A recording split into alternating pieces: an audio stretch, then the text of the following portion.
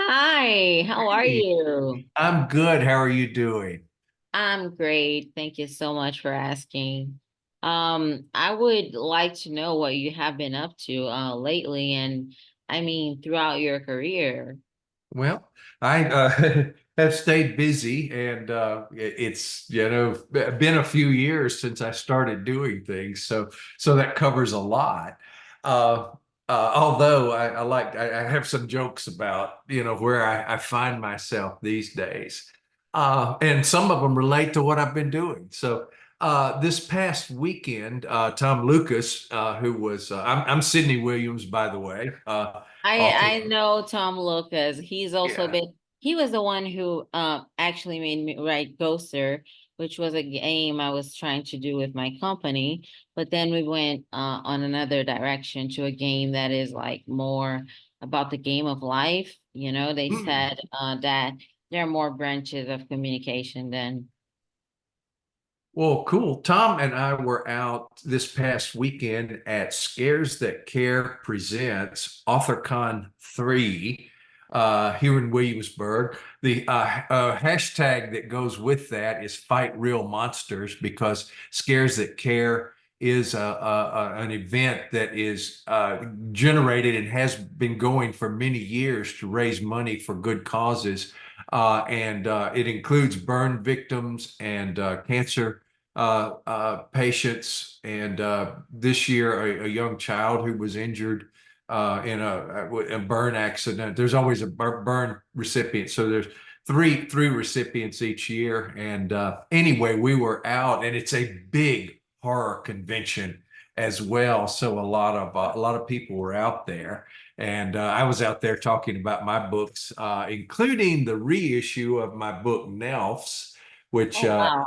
is a Paperbacks from Hell era book. And Paperbacks from Hell is a book by Grady Hendrix, which is a nonfiction book looking at the vintage era of horror in paperback and things like that. Obviously, with that title, and Nels was a Paperbacks from Hell book era book originally, and Crossroad Press, who publishes my backlist, brought it out with the original cover art late last year. And so that was what people, came to see me about. Although I have written a lot of new books, including some thrillers and things like I have a novella called Dark Hours that actually been out a few years, but it started as a short story in a magazine called Cemetery Dance, and for various reasons, it wound up being a screenplay and then a novella, and that Crossroad brought out also. I think this may have been one of the first new things Crossroad brought out from me after doing ebooks of my reissues of my original books. I started publishing about 1989, and with a book called Azarias, and had a pretty good run back in the day of the horror heyday, the horror boom, and wrote about five novels and under my own name, and then I wrote three young adults under the name Michael August, and wrote comics and things during that. And there was a horror bust, and so. I wrote, short stories and different things in the interim, but I also went into the corporate world for a while and worked at that, and did not love that. But anyway, I have done a lot of writing through the years, and I have stayed busy. I tried to stay busy and at the keyboard, and I'm writing new stuff now. Writing a series of detective thrillers about a character called Cy Reardon. And so far, he has starred in a book called Fool's Run and a book called Long Waltz. I will stress, because we're going to be talking about a script some as we go forward here, that I've written screenplays. I'm not a film writer. We've come close on some things in the film world, and I understand the mechanics of screenwriting. So there are some technical details that I will throw out as I have learned them from different processes. And anyway, people that have really worked, hard and fast with their sleeves rolled up in the film industry, have been in trenches I have not been in. I have had books optioned, and films almost get made. We can talk about that if we get there. And I've worked on screenplays with a screenwriting partner. I am screenwrite. The Dark Hours grew out of a screenplay that came out of a relationship because of a film option. So the writing world is interesting. You never know what is going to happen. You can control some things you can't.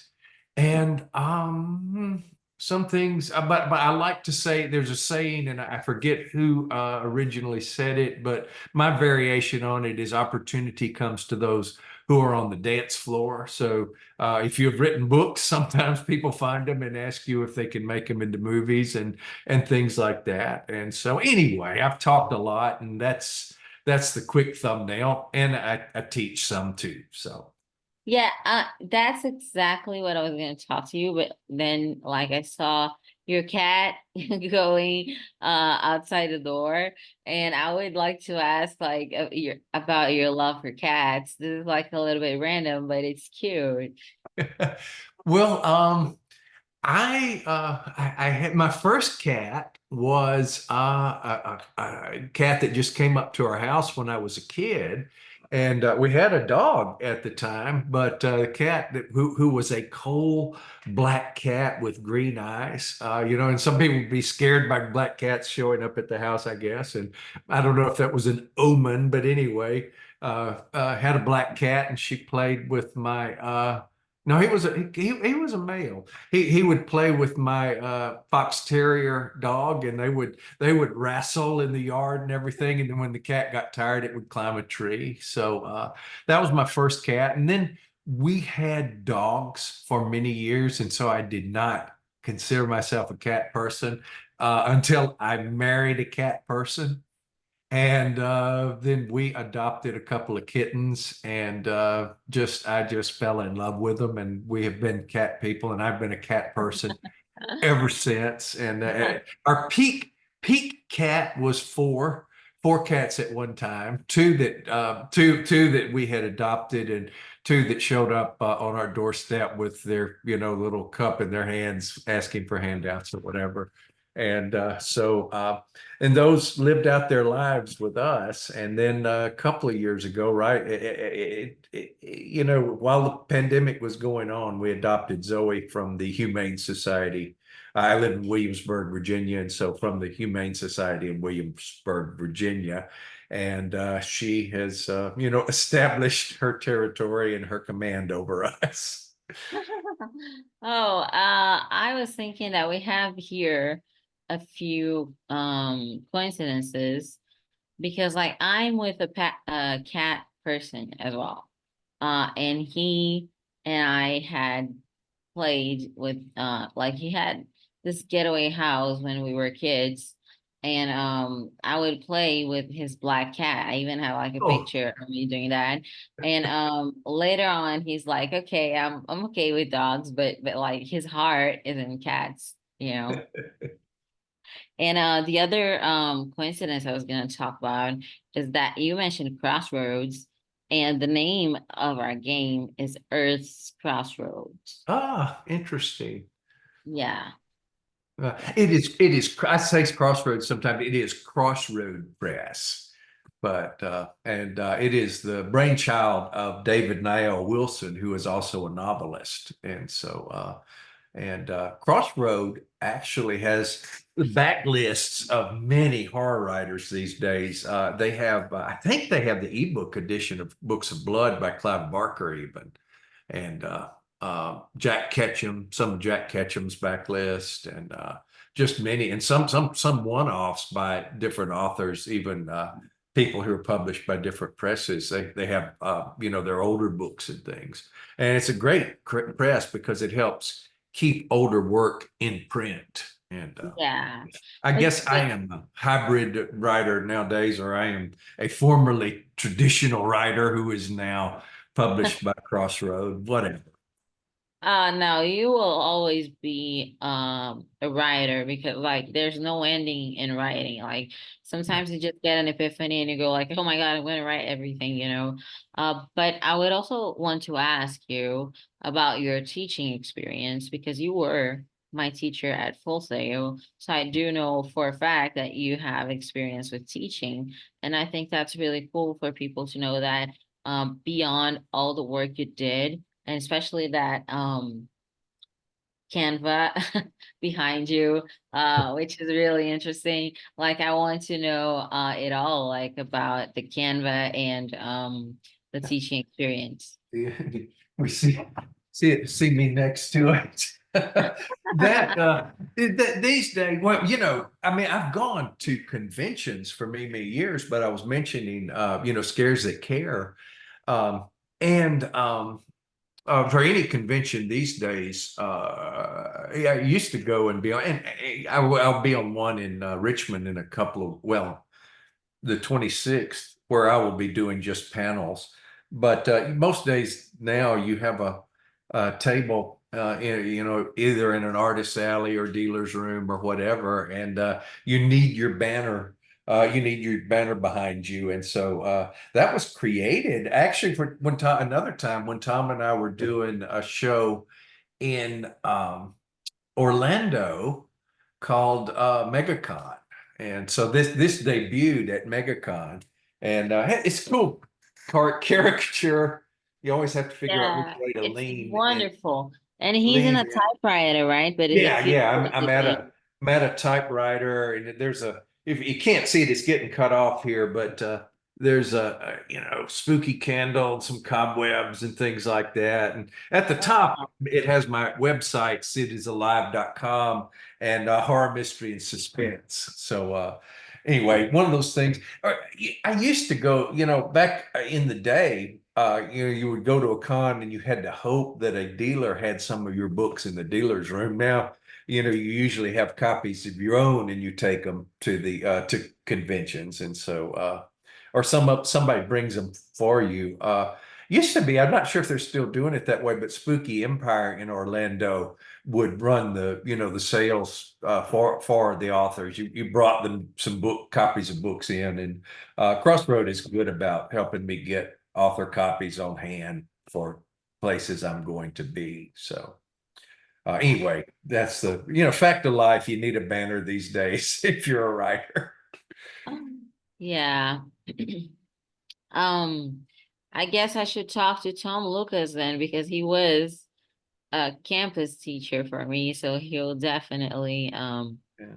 be connected, because you mentioned him and I remember everything he taught and he's an excellent teacher. Yeah, So he's a very good teacher. And I guess, do you want me to talk about how I became a teacher? yes, I Yeah. do. I'm still Okay. Um, I never know quite where the good spot to look is in Zoom or anything. I'm trying to look right there. I I was as mentioned, I sort of left I didn't I mean well, I left Louisiana. I was working in the corporate world. I was working for a hospital system in East Texas, writing corporate communications, and I was the content webmaster. I did a lot of I gathered the materials that needed to be posted on the web for it was a 14 hospital system in East Texas. And I did not love that. A lot of times, writing is writing, but I did not love that. But I spent some time doing that. And I was actually out in Portland at a event called Wordstock, or I was just hanging out in Portland, and it happened to go to an event called Wordstock, and out there was a booth for Goddard College. And Goddard College, sadly, the closing of Goddard has just been announced. As many schools are closing these days, but Goddard was the pioneer of the low residency MFA. And that was where you go to a campus. for a while, and you interact with fellow students and with instructors, and then you go back and write. You go back home and write. And I had thought about I had thought about getting an MFA years ago, and I kind of set a goal for myself. I was either going to sell something or pursue more education, and I sold something. And I actually for a while corresponded with Vance Borgelli, who was the head of the program, the MFA at Louisiana State University, and it was a little bit more literary back in the day, and I was already then a little bit more genre, and so I wasn't sure if it was going to be a good fit. And ultimately, I sold my first novel, Azarias, and so I kind of set out on my writing path instead of getting an MFA. But I always wanted to earn that, for the satisfaction of it and the edification of it or whatever. So I was at Wordstock, and I discovered a booth for Goddard College, and they told me, "Will you come, for a while, and then you go back and write?" And so I go, "Okay, I'll do that." And so I signed up for it, and you had to, submit writing samples, and I, cleared the hurdles, and spent, a couple of really wonderful years in the Goddard program. I went to the campus that was then at Port Townsend, Washington. Goddard was based in Vermont. It's still going for a little while longer, but was based in Vermont, and then had a satellite campus in in Port Townsend. And so I went a couple of years there and earned my MFA, thinking that what I was going to do was write literary short stories and Oh.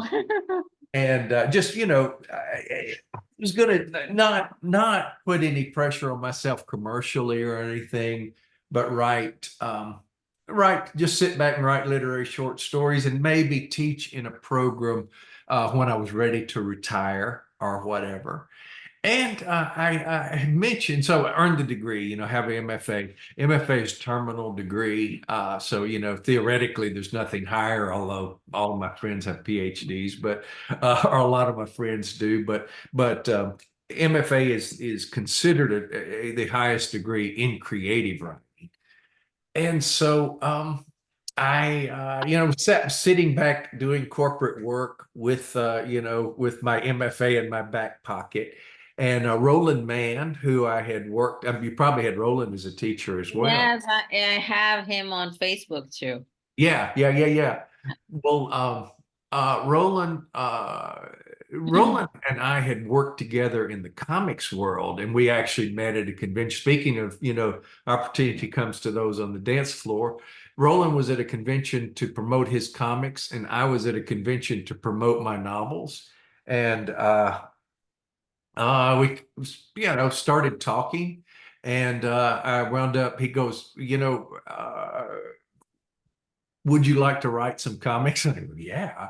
So I wrote some comics with Roland. Roland was a comics writer already then, but he was also running a company. At that time, his company was kind of packaging comics for other publishers. And so I wound up writing things for Malibu Graphics and Caliber. Caliber is most famous for publishing The Crow, which, there's a new Crow film coming out, but The Crow really started out first with Caliber. I think it moved to another imprint, but wound up writing some comics. And so anyway, Roland discovered, an opportunity at Full Sail, and he contacted me.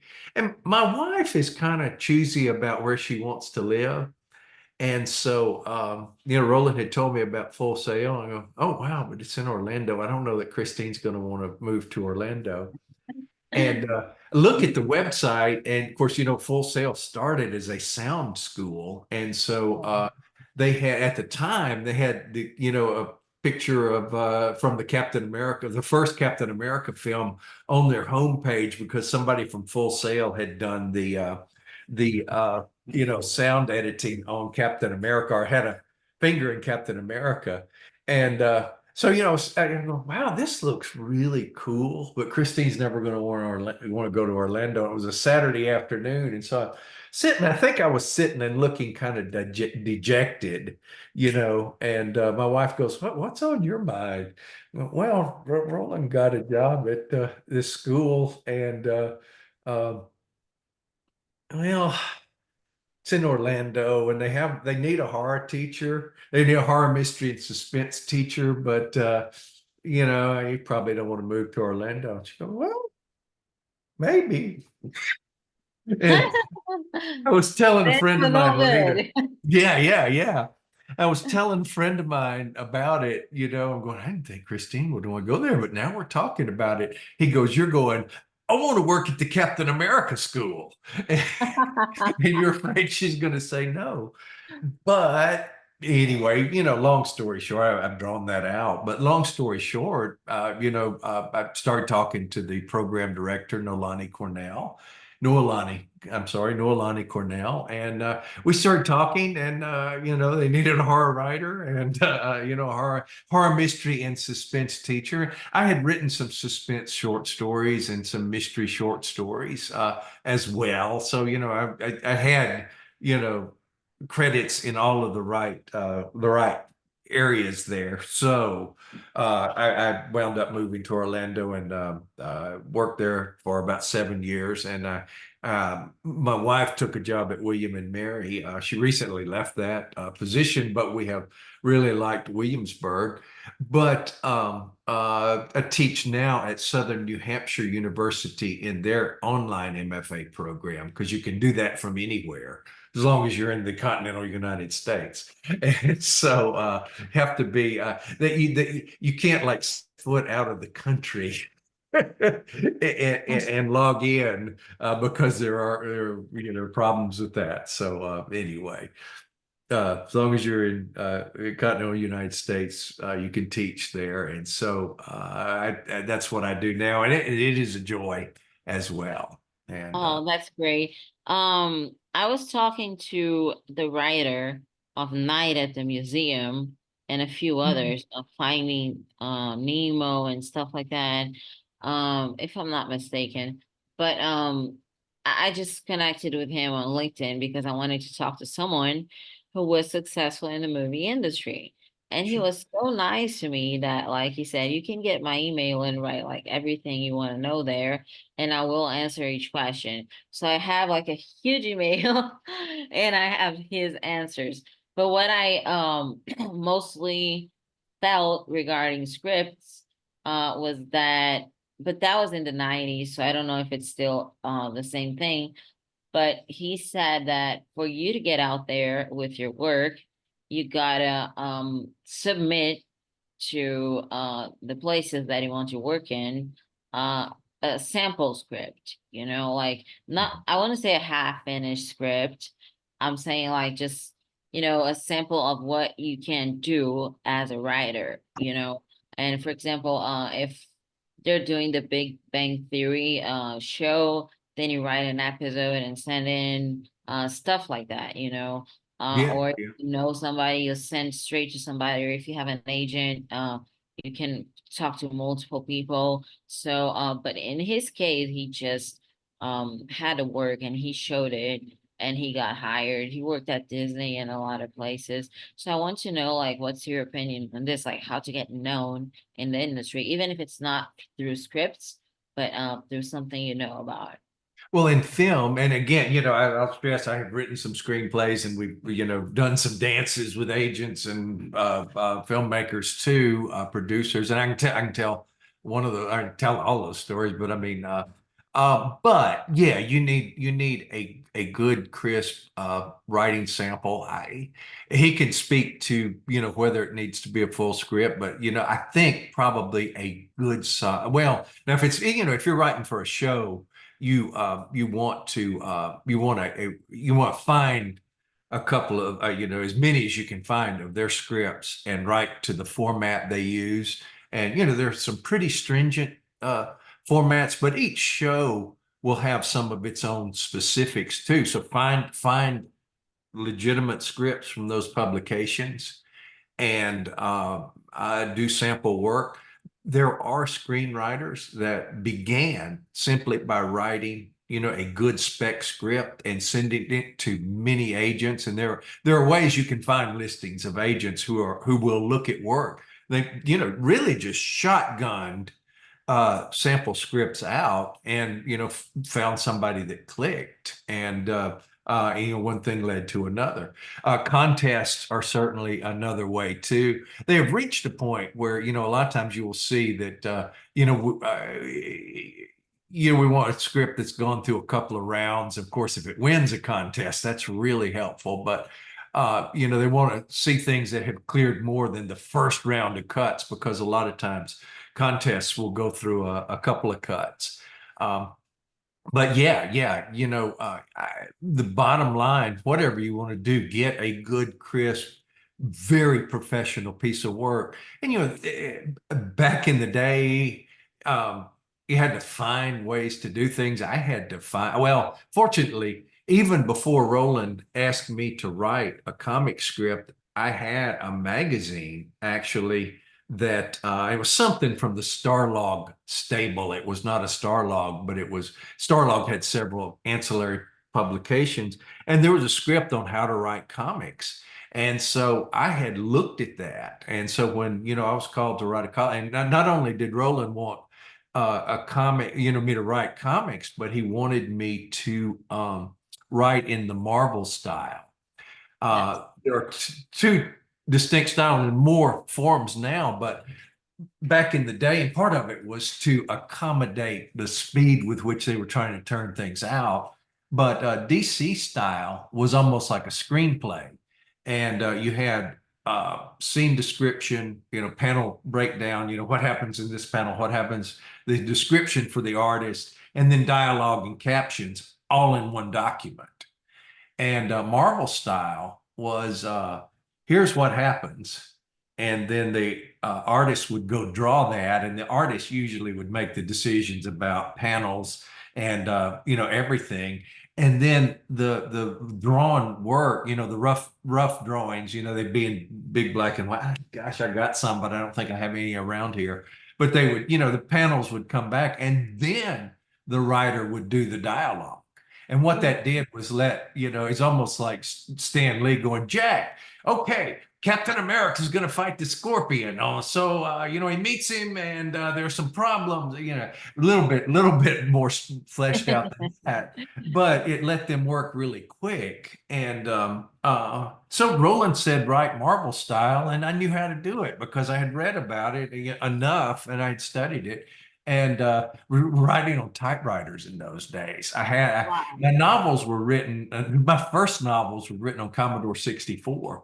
But my wife and I were just dating at that point, and so I could take my typewriter over, and sit at her kitchen table, her in her apartment, her table. Period. It wasn't a kitchen table; it was just the table in the dining area. But I could take my electric Smith Corona typewriter over, and I would write. And the good thing about Marvel styles, it breaks the work up. So I would write the page breakdowns and send those off, and then I would get pages back. Now it was the photocopies by that point. It wasn't the big actual art pages. And I'd write the dialogue, and again broke the work up, and gives you a second shot at the creative on that. I actually wrote some audio dramas and did the same thing. Or well, yeah, well, I wrote a couple, and one the kind of the big one was produced, and the guy did not produce the individual episodes he hoped to. But audio, and of course, audio has just blossomed with podcasts and everything. You have all kind of audio drama. Radio drama never died in Britain, but it kind of died out here after the 70s. It died and came back a little bit in the 70s and died again. But I ran across, encountered a guy online and wrote some radio drama scripts or audio scripts. And again, I had read how to do that and read, and had some sample formats. And so I hit it, and you have to, in each of these, you have to adjust, with comics, it's a visual medium, but you have to think these are still pictures, and I have to suggest action with still pictures. How do I, tell that story? And with audio, you have to do it all with voice and sound. And the old school is all right, Shadow. I have my gun in my hand. I'm shooting the lock now, Shadow. How does that sound? And that has evolved. It's a lot more sophisticated now, and less of the dialogue having to carry everything. And for a while at Full Sail, we kind of tried incorporating audio in, and there was some resistance to it from some students. But it was right before the boom that has happened the last couple of years with audio drama and Wonderly, and of course BBC has things that are available in this country. And, there are almost, what probably are as many audio drama outlets now as there are anything else. If you cast about for them on iTunes or wherever what's the saying go, wherever you get your podcasts. But the bottom line, if you know storytelling first, then you can figure format out. And you've been there, and as a student and whatever, there's some resistance. But I used to tell students, if you learn storytelling, there's going to be a form that doesn't even exist yet that is going to need writers somewhere down the road. And you should be able to take your storytelling knowledge and adapt it. For a while, YouTube, had a limit on how long a video you could upload, and it was, a few minutes. And so, some of the first web series worked with that. And, Felicia Day's series about the D&D group or whatever, whatever Warhammer group or whatever it was, they played to that format, and they told their stories in chapters that were the length of a YouTube upload. And they had to, she had to sit back and think, how can I tell a story this way in these segments and everything. And of course, a lot of it was they were online gamers. And so a lot of the, stories were told just like we're doing here, with Yeah. their, cam and dialogue discussions or whatever, although it branched out from that. But it actually made the limitations, a benefit, so that the length was a part of the story. You had a chapter that was exactly this length and everything. So it's exciting when something new takes off. And again, a story is a story is a story is a story. You just have to, fit it in the requirements that are present. And so whenever anybody complained, well, I can't write something this short or this, well, any form of writing has some kind of constraints on it. The novel is the, most free, but there are always a TV, a regular TV script has acts, and broadcast TV has acts and commercial breaks, and the story needs to play to those commercial breaks. A comic, can be maybe, has some flexibility on pages, but it's a set number of pages, and you need the story to build. Roland calls them page turners, but a story in a comic needs to That has build a hook. something that makes you want to keep reading. So the Yeah. last panel needs to anticipate the next panel. And so there are constraints that are actually, something that helps the art, I think. And the way we meet the challenges, contributes to the story ultimately. Oh, that's wonderful. Thank you so much for sharing that information. And I was thinking about my experience at Clubhouse. I don't know if you heard of that app, but it's like it connects a lot of influential people, like entrepreneurs and artists or whatever, lawyers, whatever profession, and you got to get like an invitation to join it. Like you can't just join it. So I got one from my friend. We used to hang out in St. Louis a lot because I was there last year. And she invited me and she said, like, go to Clubhouse because there can be really like people that are interested in your company.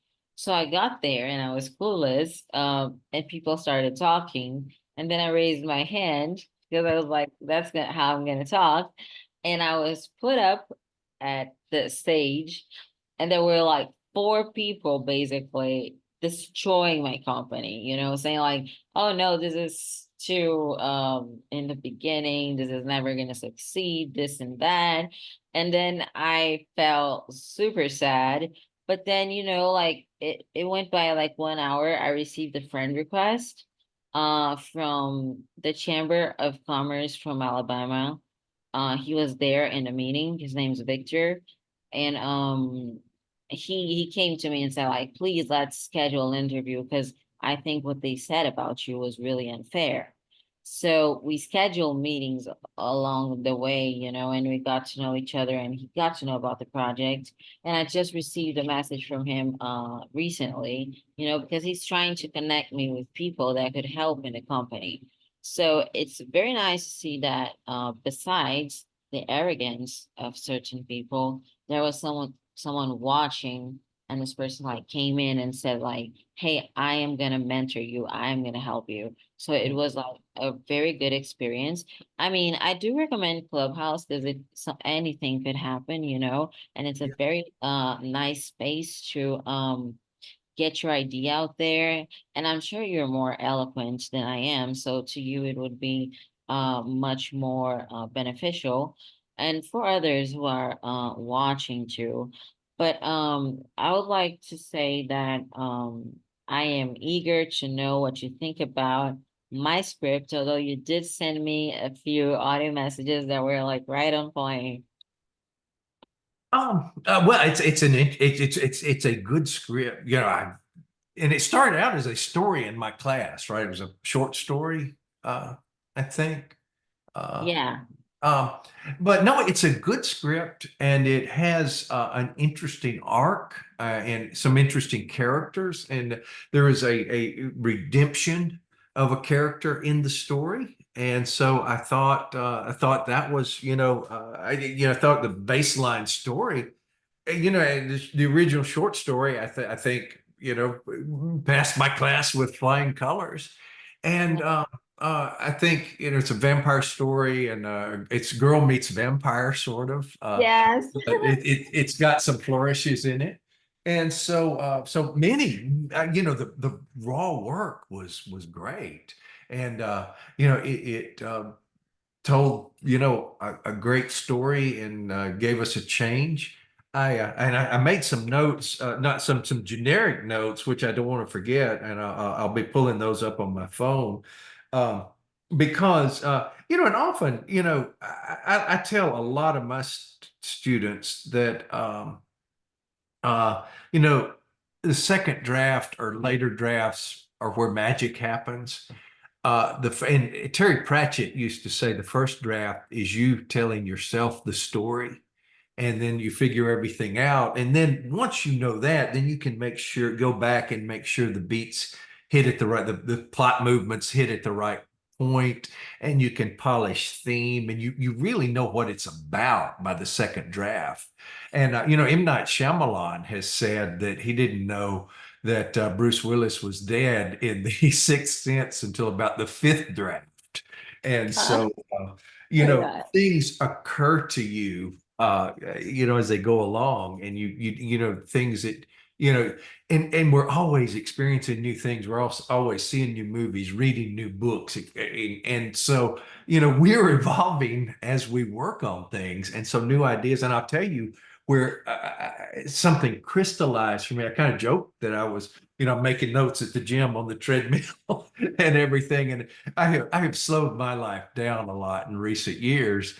But sometimes you get busy, and I'm also coming off the energy of a con. I used to always go to cons, and I'd write a short. I used to go to cons with a guy named Robert Pettit, who has died in recent years, sadly. But Robert and I wrote some things together, including gosh, do I have one handy? I'll go off camera just a second. Okay. There's still the Canva. Robert and I wrote a short story for a horror writers association anthology called Under the Fang back in the day. It wound up getting adapted into a one-shot comic. The original story was Does the Bloodline Run on Time? And turned it into a one-shot comic about vampires and things. The premise of Under the Fang, different writers contributed stories, but it was edited by Robert R. McCammon. And the premise was that there was a world ruled by vampires and there were human resistance fighters. So those are our resistance fighters in our story. And the cover, the lettering's kind of there. It is the covering the villain named Ungvari, but the vampire villain there. But our heroes have to raid a train carrying human victim, underground train. And they, anyway, wrote that back in the day with Robert. And where was I going with any of that? You're um, telling about like the coincidence with like what I was writing and then this comics you wanted new to i show. new ideas and things like that come along, and you adapt things and things of that nature.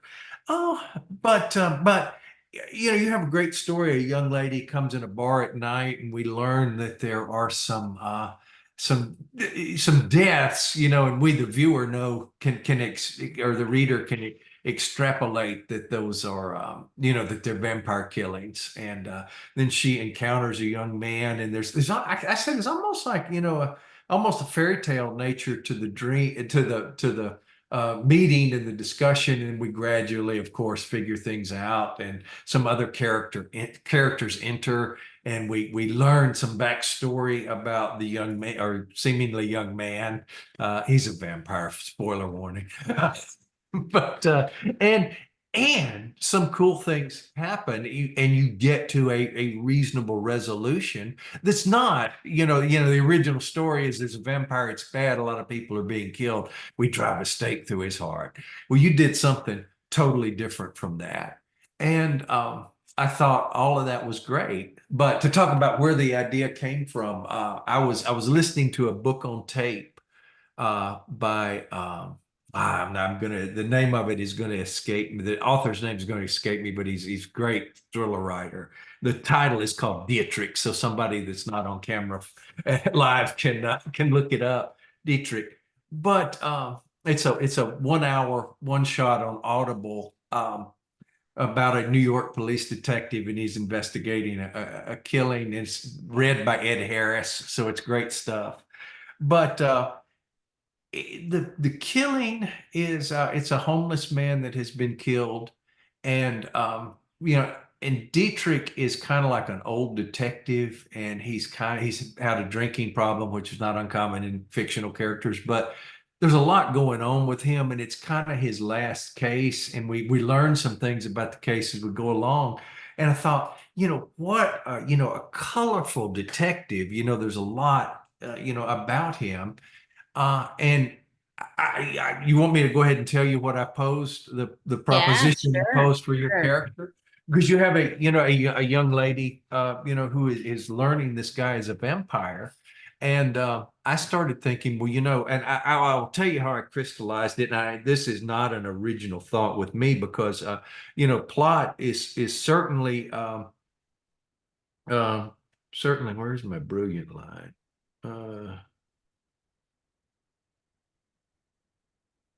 There it is. Um, Certainly plot is important. What happens is important, but who it happens to and how they change, of course, any writer is going to know, we're going to hear, in any writing program, you're going to hear that a character needs to change. Well, I started thinking, and maybe, there's more that could be done with the character to tie her to this central story. And so my brilliant thought while I was looking around Barnes and Noble earlier today was, who it's about is as important or more important than what it's about. And certainly the way that the main character relates to the story, if it is important that this character is who this is happening to, um, that makes for a richer story, and it's something we respond to better as readers or viewers or whatever. And so I started thinking, well, what if she is not just a young lady that falls in love, but what if she's got some backstory that makes her the right one to encounter this vampire who is trying not to be a vampire, trying not to kill. And I knew I was a reporter once upon a time as well. Him, that's a whole other tributary of my life we could go into. But I was a reporter, and along the way, I knew I don't know if she was a novice. I don't know all the terminology, but she was preparing to be a nun, and we called her sister at the time. Everybody, called her sister that knew her. But I interviewed her one time. We talked about things, and there is a certain point that you sort of live the life, but there is a point for final vows, and you kind of live and experience and decide, if the path is right for you before you take final vows. And so, Oh, a nun can decide, still want to be, a church person or, a godly person or however you want to put it, but I'm not gonna take vows and enter holy orders. And so I started thinking, well, what if this young woman, and you have a character that comes in and helps redeem the vampire in the original script, but I started thinking, A, with a script, and anybody you talk to in any Hollywood deal is going to tell you, money is a factor, and so if you can eliminate a character, that's an actor you don't have to hire. And I started thinking, well, what if somehow, she is not just a girl who falls in love or a young lady who falls in love with a vampire? What if she was going to be a nun, but she, discovered it was not right for her? And that's a tough decision to make. And so she has given up what she thought she was going to devote her life to, but and she still wants to be a good person and do good things, but she just this is doesn't a good want to. idea because they could both achieve redemption at the same time in the end. Yeah, yeah. And so I thought, what if she has failed, quote unquote failed, or, given up something she thought she was going to do. And here she is presented with a chance to redeem someone. And, we've got his redemption, her, like you're saying, both of these characters have a redemption experience. And so when that becomes who it's about, I mean, you see it gets more textured, and there's more opportunity there. So I thought, and again, that clicked with me, having read the story years ago and had read the script last week, when we were first talking about doing this. And I thought, I got to tell Deborah this. you know You totally should. It was wonderful. and you can think about that. Right now it's a short script, but you have these two strong characters, and the vampire, of course, has been alive for many, many, many years, and they're if you wanted to expand this into a feature script, I think it could happen. And often, the thing that makes a script stand out, like any, of the old, script books are going to tell you the same, only different. And so, a vampire story like this, or you start to get something different. I think I cited Lisa Frankenstein, the Diablo Cody scripted film that just came out a few months ago. That takes kind of the concept of Bride of Frankenstein and retools it, in sometimes subversive ways. So, if you can find something a little different, then you've got something. Then you've got something that kind of captures interest. And the other thing, I guess I'll go ahead and throw it out. We talked about one element that I thought, there may be a different creative approach here. And you said, well, I had to write it in a hurry, and that was, what I could come up with at the moment. It was that he's not, he was a vampire, but he was living off of drinking blood of animals. And I think it's in Anne Rice that, like, Lewis. I think it's Anne Rice and Lewis in an interview with the vampire said. Or he's told, or he tries it, and they say, "Yeah, you'll try to drink the blood of an animal, and they don't say what does it, but it doesn't work." Oh, And really? It was there?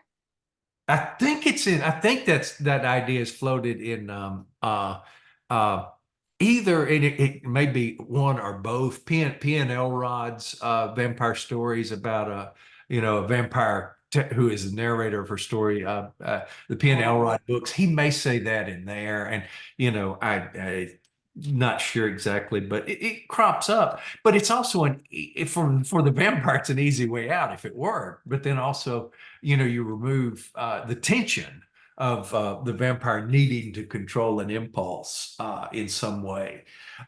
There's a great novel of a few years ago by Glenn Duncan, I believe is the author, but it's called The Last Werewolf.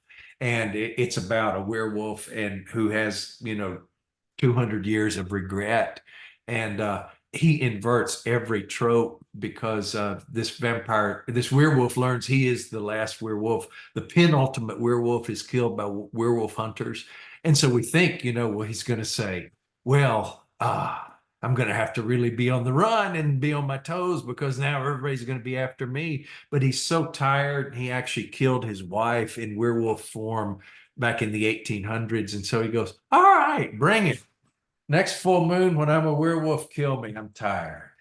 And, and so we think, okay, well, and then the head werewolf hunter says, you killed my father. You're not just going to fall on your sword. This is going to be a fight, buddy. So, they're not going to make it easy on him. And but okay, still, I want to die. Okay, we're going to mix it up. But then he's on a subway platform. Supposed to be no other werewolves in the world, but he senses another werewolf and it's a female. And so he's got a love interest. So suddenly he doesn't want to die. So lots of great things, oh, subvert wow. Let's take a look at it. the original. So the last werewolf. But anyway, what you said, I wrote that in her. I said my suggestion was just find a different reason, or find a different element there. And you said, it was what I came up with in a hurry. And that's I wanted to note, first drafts are where you're telling yourself the story. That's a placeholder. And it's like it's also the thing to look for in a second draft. What have we seen before? How has this been done before? And then how do I turn this around? What do I do different with this? And so that's that becomes the challenge for the next draft. And when you meet that challenge, that's where the magic happens. We used to watch in my class. You may have had to watch it online, but we used to watch the film Insidious, which is written by Lee Wannell, who wrote Saw and has gone on to do, direct, I think, the recent Universal Invisible Man film with Elizabeth Moss. But he wrote in writing Insidious, what he wanted to do was invert every trope he could think of in the haunted house genre. And so he had a whiteboard and he listed every haunted house cliche. And then he goes, how do we change this? So we start out in that movie in one kind of dark, spooky old house, and the son starts to experience things. And we go, the son, there's a ghost, and then and it scared me when I watched it the first time. There's this moment where we think, all right, there are ghosts here and things like that, but then this face appears on the wall, and we're, oh, no, no, no, no, we're not just playing with ghosts here. There are demons. This is a whole bigger game here. And so it's not just ghosts. But so they go, okay, well, we're going to get the hell out of here. Usually, everybody has a reason. Writers meet the challenge. There's a reason they can't leave the house. But in Insidious, let's leave the house. So they move to this other house, and it's sunny and there are windows and it's a bright, airy house.